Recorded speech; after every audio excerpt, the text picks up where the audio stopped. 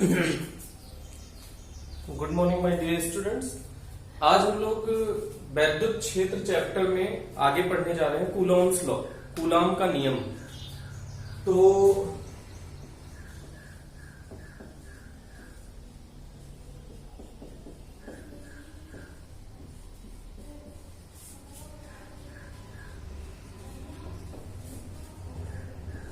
Coulomb के नियम में हम लोग क्या देखना चाहते हैं, बेसिकली जैसे कूलाम ने वैद्युत क्षेत्र से संबंधित कैसे प्रारंभ किया, वैद्युत क्षेत्र से संबंधित उन्होंने क्या निष्कर्ष निकाला, फॉर्मूला बल का कैसे निकाला, उसके बारे में जैसे हम लोगों ने पहले ही चर्चा की है कि ये दुनिया सिमेट्री पे आधारित है, सममिति पर। Physics is a science of symmetry, जैसे कि हम लोग जानते भी हैं। तो सिमेट्री पर बेस्ड है, सममिति पर बेस्ड है। तो उन्होंने उसके पहले गुरुत्वाकर्षण चैप्टर हम लोग पढ़ चुके हैं। न्यूटन ने बताया था कि दो द्रव्यमान जो एक दूसरे को ब्रह्मांड में कहीं भी स्थित हो आकर्षित करते हैं तो उन पर लगने वाला बल उनके द्रव्यमान के गुणनफल के समानुपाती होता है तथा उनके मध्य की दूरी के वर्ग के व्युत्क्रमानुपाती होता है। ये न्यूटन ने बताया था, आप जानते हैं। तो इससे एक फॉर्मूला निकला था कि m1 m2 upon r square, और अगर प्रोपोर्शनैलिटी हटाते हैं, समानुपाती का निशान हटाते हैं इन दोनों को, ये हम इस पे डिटेल में चर्चा नहीं कर रहे हैं क्योंकि ये गुरुत्वाकर्षण चैप्टर जब हम लोगों ने 11th में पढ़ा था तो इस पे हमने डिटेल एनालिसिस कर रखी है। तो k m1 m2 upon r square, इस k की वैल्यू को हमने g कहा था। g क्या था? गुरुत्वाकर्षण नियतांक। तो कूलाम ने इसी को सम्मित, जानते हैं कि अभी तक जो हम लोगों ने वैसे 4 प्रकार के बल पढ़े थे, लेकिन उनमें मुख्य था गुरुत्वाकर्षण बल, फिर वैद्युत बल। तो वैद्युत बल भी कहीं ना कहीं इसी से मिलता जुलता बल होगा। तो उन्होंने इसी पर आधारित, इसी सम्मितता के आधार पर वैद्युत क्षेत्र संबंधी भी फॉर्मूले का डेरिवेशन किया। तो हम लोग देखते हैं, जैसे ये दो बिंदुवत आवेश लिए उन्होंने, पॉइंट चार्जेस, मान लो ये Q1 हो गया, ये Q2 हो गया, और इनके मध्य की दूरी स्मॉल r है। दूरी हमेशा केंद्र से केंद्र के मध्य की देते हैं। पॉइंट चार्ज है तो उसमें केंद्र वही होगा, लेकिन अगर थोड़ा बड़ा द्रव्यमान या आवेश होता तो वो यहां उसका सेंटर होता। तो दूरी हमेशा यहां से यहां तक की ली जाएगी। तो दोनों आवेशों के मध्य की दूरी स्मॉल r है। तो इसी सम्मितता के आधार पर उन्होंने कहा कि जैसे यहां पर द्रव्यमान है वैसे यहां पर आवेश है, और जैसे यहां पर दूरी है वैसे यहां पर भी दूरी है। तो इस पर उन्होंने कई प्रयोग किए और फाइनली ये निष्कर्ष, जब उन्होंने प्रयोगों को चेक किया, क्रॉस चेक, तो उन्होंने पाया कि हाँ, जो इस पर आधारित फॉर्मूला उन्होंने डिराइव किया वो सत्य बैठ रहा था, सही था। तो उन्होंने इस पर आधारित जो फॉर्मूला बनाया वो बताया कि जो आवेश होते हैं वो आवेशों पर लगने वाला बल, आवेशों पर लगने वाला वैद्युत बल आवेशों के गुणनफल के समानुपाती होता है तथा उनके मध्य की दूरी के वर्ग के व्युत्क्रमानुपाती होता है। इसे समीकरण 1 और समीकरण 2 मान लिया। फिर से, किन्हीं दो बिंदुवत आवेशों के मध्य लगने वाला वैद्युत बल आवेशों के गुणनफल के समानुपाती तथा दोनों आवेशों के मध्य की दूरी के वर्ग के व्युत्क्रमानुपाती होता है। तो इसी को कूलाम ने सिंप्लीफाई किया, तो Q1 Q2 upon r square. तो जब समानुपाती हटाते हैं तो एक नियतांक आता है। बहुत सारी किताबों में इसे C से प्रदर्शित करते हैं क्योंकि कूलाम ने दिया था, लेकिन हम लोग C से ना प्रदर्शित करके K से प्रदर्शित कर रहे हैं, Q1 Q2 upon r square. तो ये इन्होंने फॉर्मूला फाइनली दिया कि किन्हीं दो आवेशों के मध्य लगने वाला बल का सूत्र क्या होगा। अब K का मान प्रयोगों के आधार पर प्राप्त किया गया कि K का मान कैसे प्राप्त किया जाए। तो हमने देखा,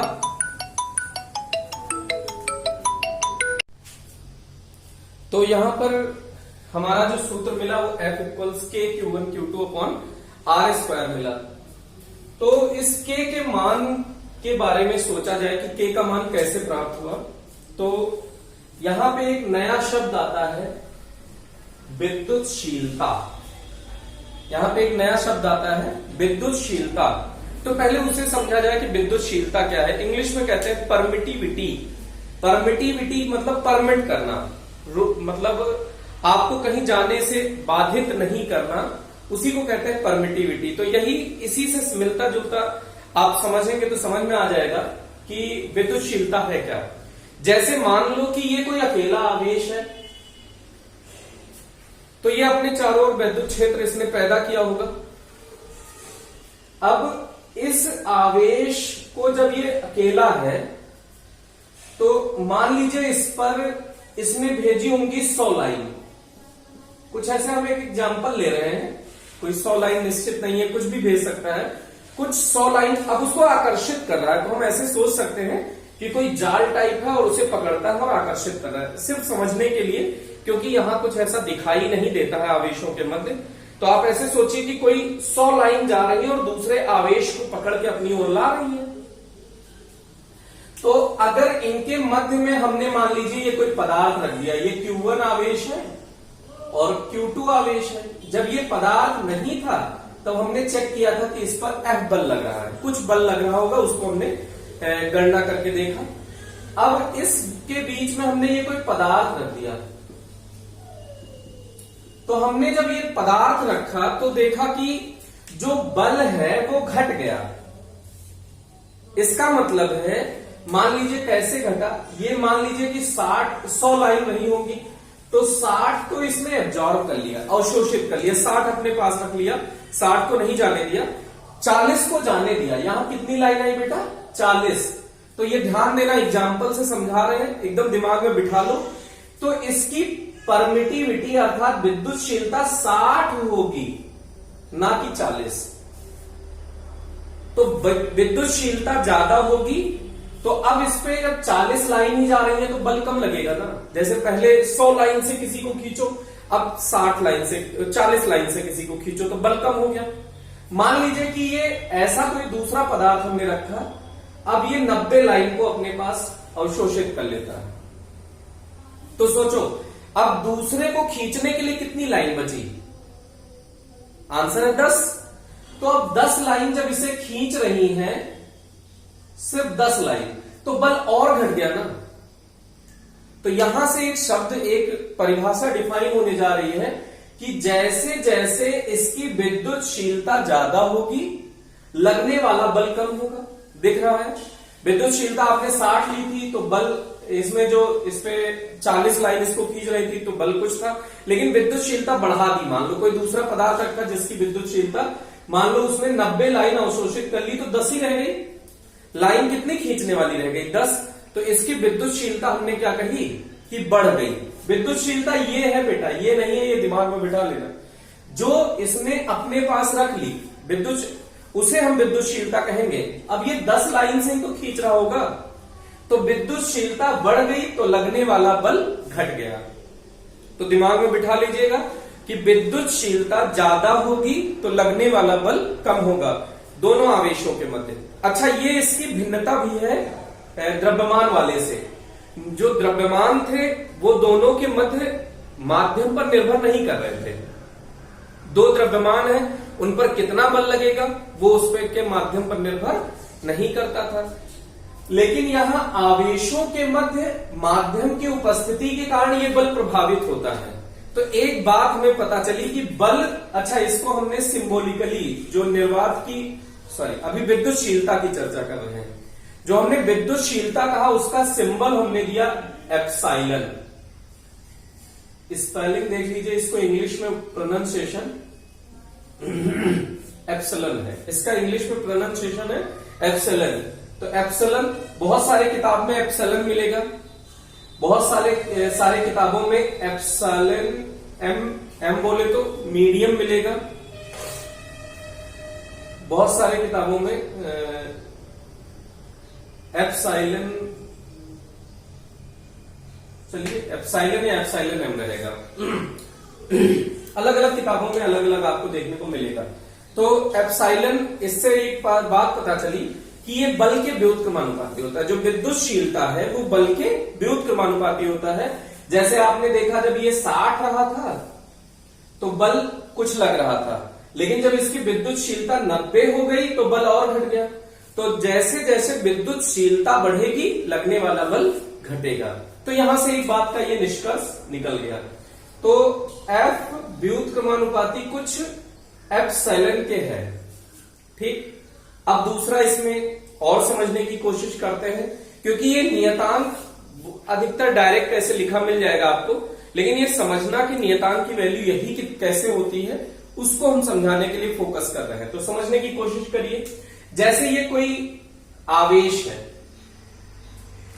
ऐसे यहां पे आप सोचिएगा 3D में, ये कोई आवेश है, ये अपने चारों तरफ मान लीजिए 4 पाई एंगल बनता है ना, 4 पाई, आपको याद होगा हमने सॉलिड एंगल पढ़ाया था, ठोस कोण, घन कोण, याद होगा 11th के एकदम स्टार्ट में।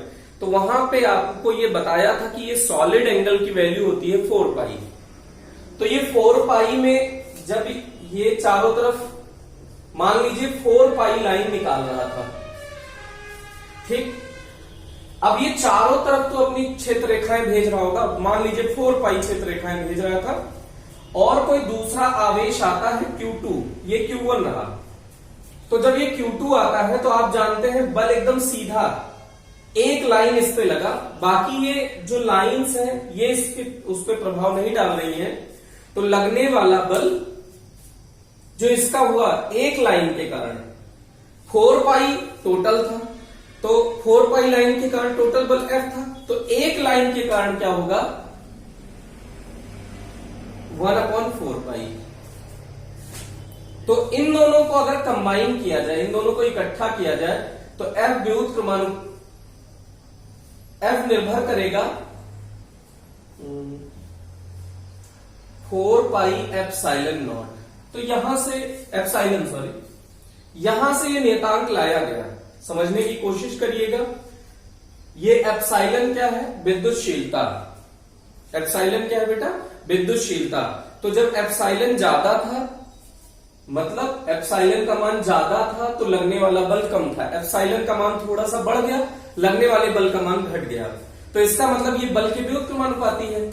और आपने देखा कि ये आवेश अपने चारों ओर 4 पाई का सॉलिड एंगल फॉर्म कर रहा है, तो 4 पाई के कारण जो बल लग रहा है वो, और किसी एक उसके सामने जो चार्ज रखा है एक लाइन के कारण उस पर बल लगा रहा होगा, तो 4 पाई के कारण कुछ बल F लग रहा है, तो एक लाइन के कारण 1/4 पाई। तो यहां से ये कांस्टेंट जो ये हमने K माना था, ये ध्यान दीजिएगा, जो हमने ये K माना था उसकी वैल्यू हमको मिल गई, K की वैल्यू हमको मिल गई 1/4 पाई एप्सिलॉन। तो इस K की वैल्यू प्रयोगों द्वारा मिली 1/4 पाई एप्सिलॉन। ये एप्सिलॉन क्या है बेटा, माध्यम की विद्युतशीलता। जब किसी माध्यम की उपस्थिति आ गई तो उस माध्यम की विद्युतशीलता को हमने एप्सिलॉन से प्रदर्शित किया। और अगर ये यहां एप्सिलॉन क्या है, माध्यम की विद्युतशीलता।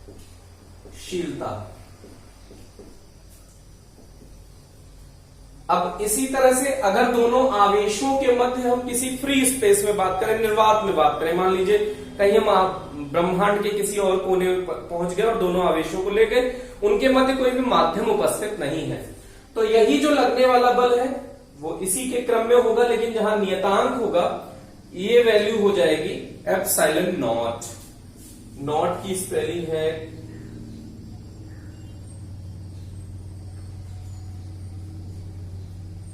नॉट। तो ये ध्यान दीजिएगा कि यहां पे ये एप्सिलॉन नॉट से प्रदर्शित करते हैं हम उसे, निर्वात की विद्युतशीलता को एप्सिलॉन। यहां एप्सिलॉन नॉट क्या है बेटा, निर्वात की विद्युतशीलता।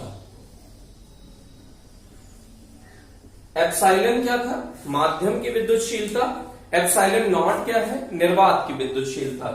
तो यहां से हम लोग इसकी वैल्यू, K की वैल्यू, ये तो हम जान ही गए 1/4 पाई एप्सिलॉन नॉट होती है, लेकिन इसकी न्यूमेरिकल वैल्यू, प्रयोगों से हमने इसकी न्यूमेरिकल वैल्यू फाइंड की, तो वो होती है 9 × 10⁹। अब इसके जगह हमने लिख दिया, अब इसका मात्रक निकालिए, तो इसको इधर छोड़िए, बाकी सबको उधर भेजिए।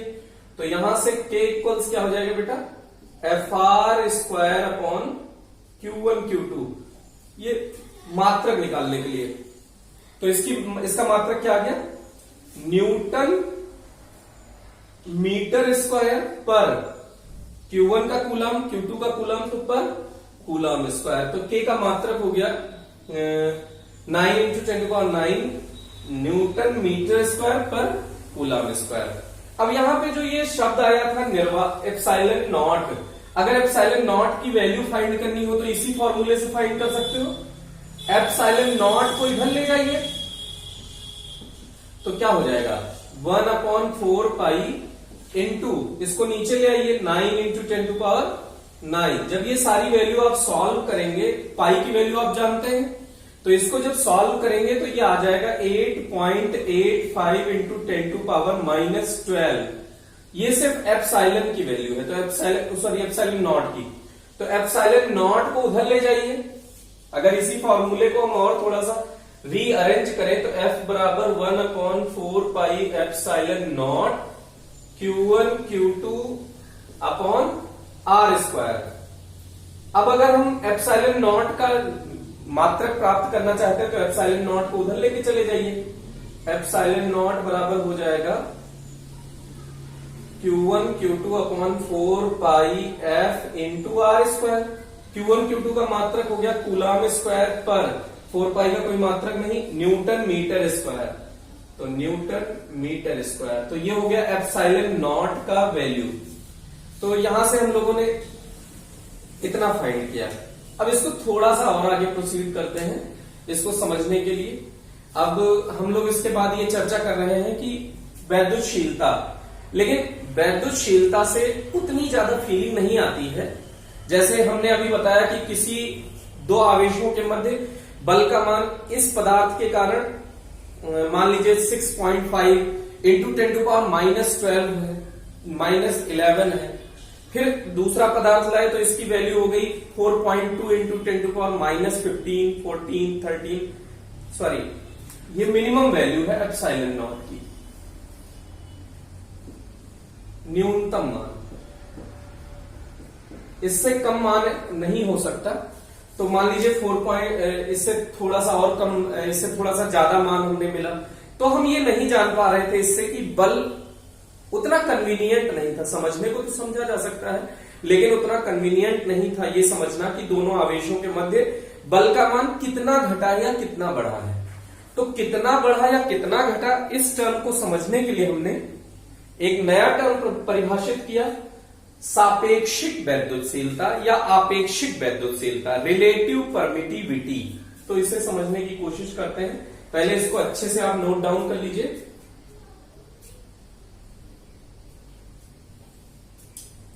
इसको आगे देखिएगा, मिटा रहे हैं।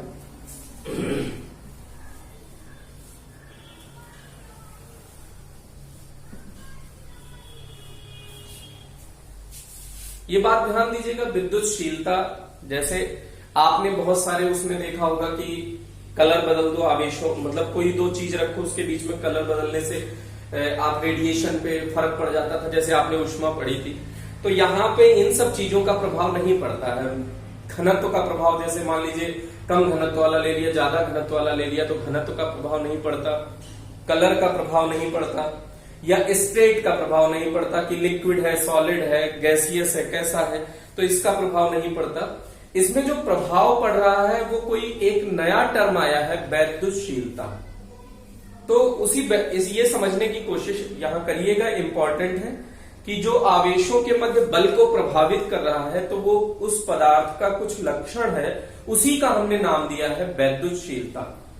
तो यहां पे हम लोग बात करने जा रहे हैं सापेक्षिक वैद्युतशीलता या आपेक्षिक वैद्युतशीलता।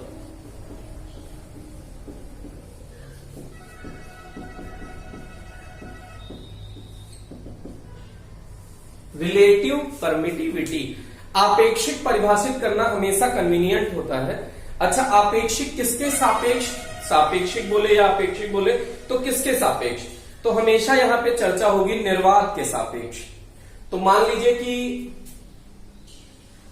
आपेक्षिक वैद्युतशीलता, रिलेटिव परमिटिविटी, तो इसको एप्सिलॉन आर से जनरली रिप्रेजेंट करते हैं। तो आपेक्षिक वैद्युतशीलता क्या होता है?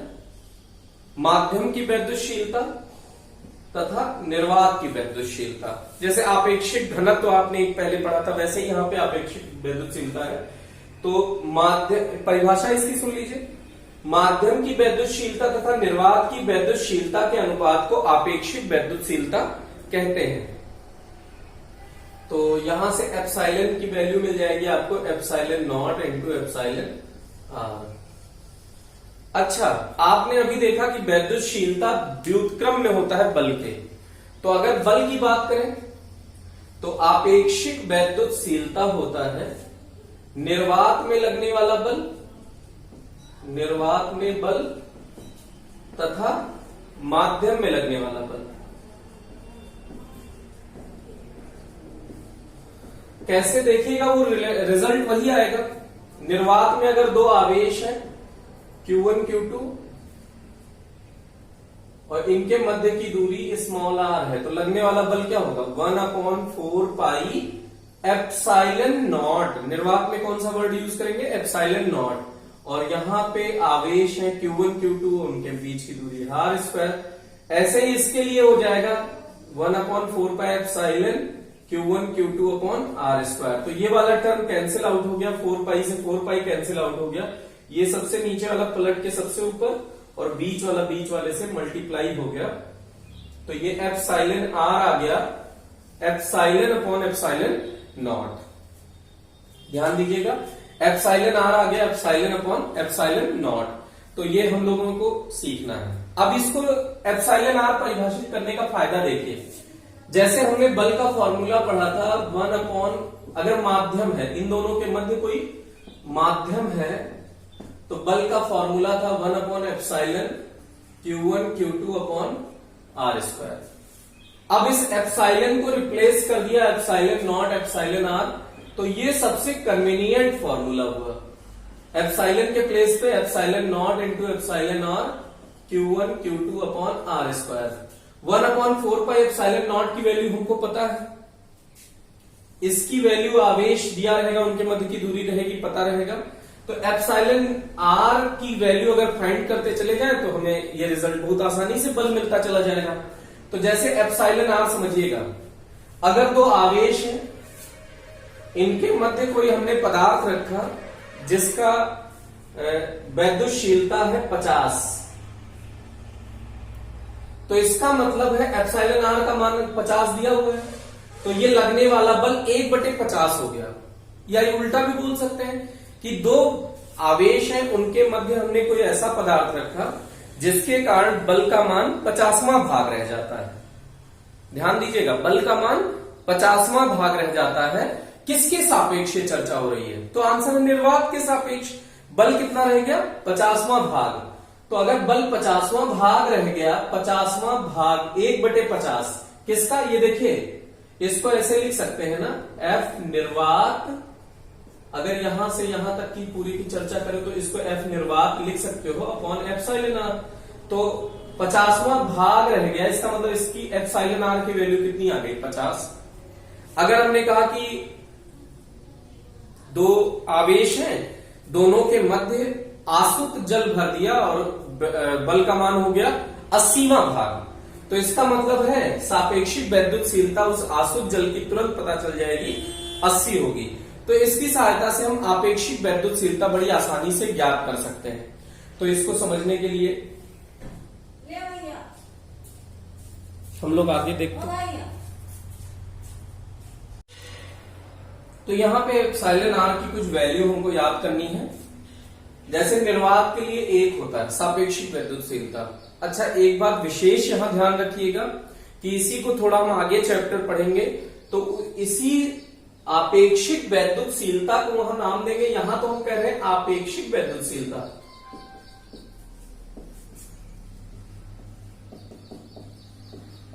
और वहां हम लोग कहेंगे परावैद्युतांक,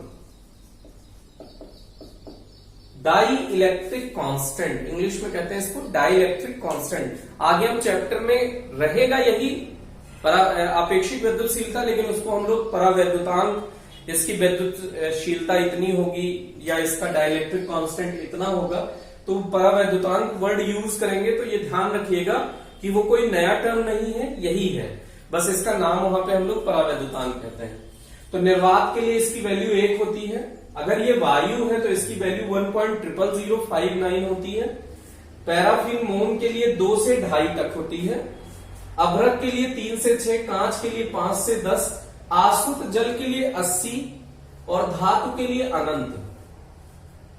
तो जैसे जैसे ये डाइलेक्ट्रिक कांस्टेंट का मान बढ़ता जा रहा है, या कह लीजिए आपेक्षिक विद्युतशीलता का मान बढ़ता जा रहा है, लगने वाला बल उतना ही घटता जा रहा है। अर्थात धातु का यहां इंपॉर्टेंट है, धातु का अनंत होता है, तो अर्थात उसके लिए लगने वाले बल का मान 0 होगा। अगर कहीं दो आवेशों के मध्य धातु रख दी जाए तो लगने वाले बल का मान 0 हो जाएगा, क्योंकि वहां पर आवेशों का आना जाना बहुत आसान हो जाएगा, क्योंकि आवेश को एक स्थान से दूसरे स्थान तक जाने में कोई समस्या नहीं होगी। तो ये रहा कुछ, हमने कुछ टर्म्स याद किए। अब कूलाम के नियम के महत्व तो आप ध्यान रखिएगा कि ये लघु तथा दीर्घ दूरी दोनों दूरियों के लिए लागू होता है। मतलब नाभिक के अंदर लागू नहीं होता। 10⁻⁻15 मीटर से अधिक, ये लघु दूरी का मतलब है कि 10⁻⁻15 मीटर से अधिक ये नाभिक है, और ये उसके बाहर की, मान लीजिए पूरा परमाणु है, तो यहां के बाहर कहीं भी लागू होता है, यहां के अंदर लागू नहीं होता। तो ये नाभिकीय दूरियों के लिए लागू नहीं होता, क्योंकि नाभिक के अंदर, आप आगे पढ़ेंगे, एक चैप्टर है नाभिक, जो ये बल होता है आपने देखा है F = 1/4πε0 Q1 Q2/r²। तो इसको ऐसे कहते हैं, ये व्युत्क्रम वर्ग के नियम का पालन करता है। कूलाम का नियम व्युत्क्रम वर्ग के नियम का पालन करता है, लेकिन नाभिकीय दूरियों के लिए r⁶ या r�7 का नियम लागू होता है। ये व्युत्क्रम, नाभिक के अंदर का जो बल है वो व्युत्क्रम वर्ग के नियम का पालन नहीं करता। तो ये लघु तथा दीर्घ दूरियों के लिए लागू होता है, पहली बात।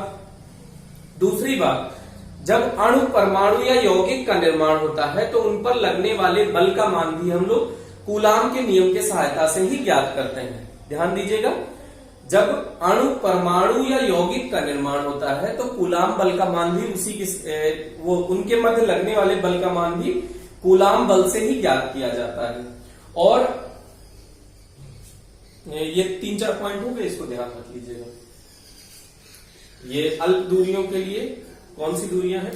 नाभिक के बाहर की दूरियां, तो नाभिकीय दूरियों के लिए लागू नहीं होता। अब इसके बाद कूलाम के नियम का ये तो अदिश रूप था, अब हम लोग सदिश रूप देखना चाहते हैं। ये थोड़ा सा इंपॉर्टेंट है, इसको ध्यान दीजिएगा। सदिश रूप निकालने से फायदा क्या होगा कि यहां पे हमको बल का मान के साथ साथ उसकी दिशा का भी ज्ञान हो जाएगा, परिमाण के साथ साथ दिशा का भी बोध होगा। अच्छा, ये एकदम डिट्टो डेरिवेशन हम लोगों ने गुरुत्वाकर्षण चैप्टर में कर रखा है, तो आप लोग थोड़ा बहुत वहां से भी देख सकते हैं।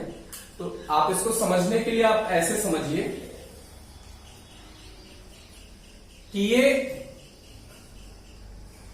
ध्यान दीजिएगा, कूलाम के नियम का सदिश रूप, सदिश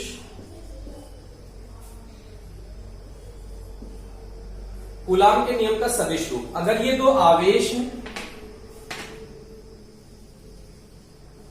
एक आवेश का मान है Q1 और दूसरे आवेश का मान है Q2।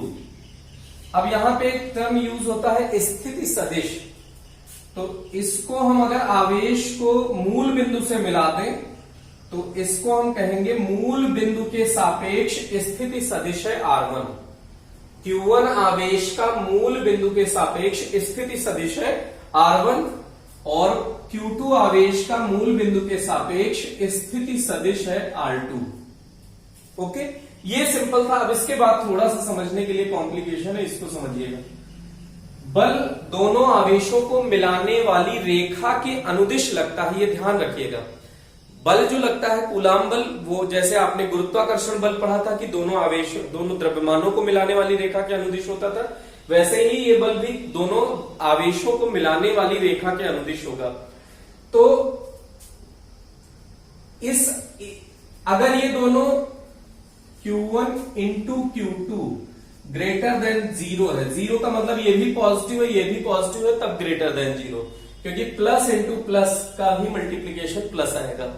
तो ग्रेटर देन 0 का मतलब Q1 और Q2 कैसे होंगे, समान प्रकृति के हो गए, तो समान प्रकृति के हो जाएंगे तो प्रतिकर्षी। चाहे माइनस माइनस ले लीजिए तो माइनस माइनस का मल्टीप्लीकेशन हो जाएगा प्लस, तो भी ग्रेटर देन 0। तो ये दोनों प्रतिकर्षी प्रकृति के होंगे Q1 और Q2। तो डिस्टेंस देखिएगा R, पहले इस पे फोर्स देख लीजिएगा, फोर्स किस पे लग रहा है, फोर्स ऑन 2। इसका नॉमेनक्लेचर एकदम ध्यान रखिएगा कैसे इसको नाम देते हैं। तो फोर्स ऑन 2 और किसने लगाया, 1 ने, ड्यू टू 1। तो इसको ये लिखने का तरीका हो गया। हिंदी में इधर से पढ़ते हैं, 1 के द्वारा 2 पर लगाया गया बल। कैसे पढ़ेंगे बेटा, 1 के द्वारा 2 पर लगाया गया बल। तो इसी तरह इस पे बताओ क्या लिखा जाए, बोलो, फोर्स ऑन 1 ड्यू टू 2, 2 के द्वारा 1 पर लगाया गया बल। ओके, अब देखो यहां से यहां तक की दूरी को R1 R21 लिख रहे हैं। देखिएगा हिंदी में, 1 से 2 के मध्य की दूरी कैसे पढ़ेंगे बेटा, 1 से 2 के मध्य की दूरी, 1 से 2 के मध्य की दूरी डिस्टेंस ऑफ 2 फ्रॉम 1। इंग्लिश में कैसे पढ़ेंगे, डिस्टेंस ऑफ 2 फ्रॉम 1 या डिस्प्लेसमेंट। अब इसी तरह से अगर इधर वाला लिखेंगे तो R12 लिख देंगे। कैसे पढ़ोगे इसको, 2 से 1 के मध्य की दूरी, 2 से 1 के मध्य की दूरी, दिशा उसी ध्यान रखिएगा, दिशा का इंपॉर्टेंस है। और हिंदी में कैसे, हिंदी में पढ़ा 2 से 1 के मध्य की दूरी, और इंग्लिश में कैसे पढ़ेंगे, distance of 1 from 2, distance of 1 from 2। तो ये इसका डायग्राम हो गया, ये आप समझ चुके होंगे। अच्छा, ये नाम अलग अलग क्यों रखना पड़ा, क्योंकि सदिश राशि है, F ये वाला और F ये वाला दोनों अलग अलग है, दोनों बल समान नहीं है, परिमाण में समान होंगे लेकिन दोनों बल अलग अलग है। तो दोनों बल अलग अलग है, तो इनका नॉमेनक्लेचर हमने जानने के लिए अलग अलग नाम भी होगा, इसलिए हमने एक बल इधर और एक बल इधर बना दिया है। तो आप समझने की कोशिश करिएगा। फॉर्मूला लिखा जैसे हमने पहले लिखा था, 1/4πε0 Q1 Q2 अपॉन R²। मान लीजिए दोनों के मध्य अभी निर्वात है, तो इसको समझने की कोशिश करिएगा। अगर हम कोई एक बल लिख लीजिए, चाहे 1-2 चाहे 2-1, तो हम 2-1 लिखते हैं। चलो, तो F21 लिखते हैं और इधर सदिश रूप में लिख दिया। तो बराबर के एक तरफ सदिश और दूसरी तरफ अदिश। तो इस इक्वेशन को सत्य बनाने के लिए हमें इधर भी सदिश चाहिए, तो इसे सदिश बनाने के लिए हमने एकांक सदिश से गुणा कर दिया। एकांक सदिश से गुणा कर दिया, तो एकांक सदिश से जब गुणा किया तो उसकी पूरी परिभाषा लगाइए। एकांक सदिश किसे कहते हैं, ऐसी सदिश राशि जिसका परिमाण 1 हो, एकांक हो, तथा दिए गए सदिश के अनुदिश हो। तो दिया गया सदिश क्या है, F21। तो इसके अनुदिश कौन है बेटा, यहां पे देखो, F21 के अनुदिश कौन है, R21। तो यहां पे हमने लिख दिया R21, तो यहां भी 21 लिख दीजिए। ठीक, अब इसको हम थोड़ा सा आगे प्रोसीड कर सकते हैं। अगर आप चाहें तो एकांक सदिश का फॉर्मूला भी लगा सकते हैं। तो एकांक सदिश का फॉर्मूला होता है दिया गया सदिश बटे सदिश का परिमाण। तो इसका फॉर्मूला यहां पे क्या हो जाएगा, F21 equals 1/4πε0 Q1 Q2 upon R21 का स्क्वायर तो है ही है, इसकी जगह पे लिखो R21 का वेक्टर अपॉन R21 का परिमाण। अच्छा, यहां ध्यान दीजिएगा, square number never be negative, square number कभी ऋणात्मक नहीं होगा, परिमाण कभी ऋणात्मक नहीं होगा। तो इसको और थोड़ा सिंप्लीफाई अगर हम करते हैं तो Q1 Q2 अपॉन R21 अगर हमने लिखा तो, और यहां पे क्यूब लगा दिया डायरेक्ट, तो अब ये ऋणात्मक और धनात्मक दोनों हो सकता है। इसी से बचने के लिए हमने यहाँ पे परिमाण लगा दिया, क्योंकि अब ये धनात्मक धनात्मक, तो धनात्मक इंटू धनात्मक हमेशा धनात्मक होगा, तो इसे धनात्मक बनाए रखने के लिए हमने परिमाण लगा दिया, क्योंकि क्यूब नंबर निगेटिव भी हो सकता है। तो अब यहां पे बचा R21, ये हो गया। अब इसे अगर हम इसी तरह से इसी प्रकार डायरेक्ट लिख देते हैं, F12 1/4πε0 Q1 Q2 upon R12 का परिमाण का क्यूब R12। यहां ध्यान दीजिएगा, इसको हमने डायरेक्ट इसी तरह से लिख दिया है। अब इसको यहां पे आप देख सकते हैं चित्र से कि R12 और R21 दोनों बराबर है और विपरीत दिशा में है, दूरियां बराबर ही है और दोनों विपरीत दिशा में, इसलिए माइनस के साथ लगा दिया।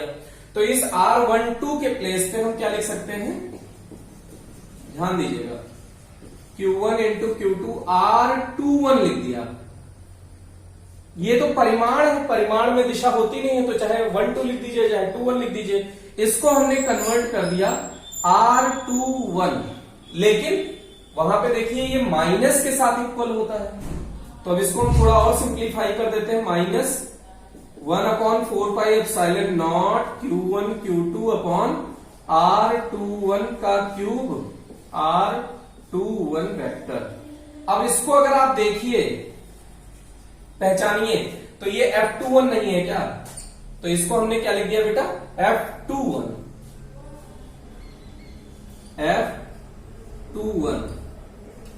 F12 का वेक्टर इक्वल हो गया F21 वेक्टर के। अच्छा, यहां से एक बहुत बढ़िया निष्कर्ष निकला, ये न्यूटन के तृतीय नियम, क्रिया प्रतिक्रिया के नियम को भी परिभाषित करते हैं। क्रिया प्रतिक्रिया का नियम यही तो था कि एक बल इधर होगा तो एक बल इधर होगा, अगर एक बल इधर होगा तो एक बल इधर होगा, परिमाण में बराबर होंगे और दिशा में विपरीत होंगे। तो ये निगेटिव चिन्ह दिशा दिखा रहा है और ये दोनों बल F12 और F21 दिशा को प्रदर्शित कर रहे हैं, तो परिमाण में बराबर और दिशा में विपरीत हो गए। अब इसको अगर हम थोड़ा सा और स्टाइलिश थोड़ा लिखना चाहें, तो इसको देखिएगा, ध्यान दीजिएगा, इसको इन्हीं दोनों को अगर थोड़ा स्टाइलिश लिखना चाहें, तो यहां से आप त्रिभुज का नियम लगा दीजिए, त्रिभुज के नियम से सदिश रूप का, यहां से यहां तक तीर का निशान, पूंछ से सिर R1 प्लस पूंछ से सिर, तीर का निशान देखिए इधर, इधर तीर का निशान किसका है, R21 का। और अब यहां से यहां, जहां से शुरू किया था वहीं पहुंचना होता है त्रिभुज में, आपको याद होगा तो यहीं पे पहुंच गए, तो ये अब की बार उल्टा आ रहे हैं, देखिए तीर उधर है, हमारे इधर है, तो इसको लिख दीजिए -R2 इक्वल्स 0। अब यहीं पहुंच गए तो इक्वल 0, तो इसको ऐसे लिख सकते हो R21 इक्वल्स, इसको उधर ले जाओ तो ये हो गया R2 और इसको इधर लाओ तो -R1। अगर इसको ऐसे लिखा जाए या परिमाण में लिख लो, इसी प्रकार अगर हम ऐसे लिखना चाहें R12 तो R1 वेक्टर -R2 वेक्टर भी लिख सकते हैं। तो इसी फॉर्मूले को और रीअरेंज करें अगर आप इसी फॉर्मूले को, तो ध्यान दीजिएगा, यहां पे ऐसा लिख सकते हैं आप, इस वाले को F21 को लिख सकते हैं 1/4πε0 Q1 Q2, R21 के प्लेस पे क्या लिख सकते हो, R2 -R1 vector, R2 vector -R1 vector, और नीचे क्या लिख सकते हो इसकी जगह पे R2 वेक्टर -R1 वेक्टर का परिमाण का क्यूब, ये एक फॉर्मूला हो गया। और इसको भी लिख सकते हो आप F12, आप खुद से लिखने की कोशिश करो। F12 क्या होगा बेटा, 1/4πε0 Q1 Q2 upon R1 -R2 का परिमाण का क्यूब R1 -R2 वेक्टर, ये ऐसे लिख सकते हो। तो ये ऐसा, अगर इसमें भी चाहो तो माइनस कॉमन ले लोगे तो यही हो जाएगा, तो यहां फिर से ये प्रूव कर सकते हो। तो यहां पे ये न्यूटन के नियम का सदिश रूप हो गया। ये आप इसको बहुत अच्छे से ध्यान रखिएगा, न्यूटन के नियम के सदिश रूप में अगर आपको कोई कंफ्यूजन हो तो जरूर बताएं, पूरा आप देख सकते हैं, कहीं से भी कोई कंफ्यूजन नहीं होना चाहिए आपको। Thank you.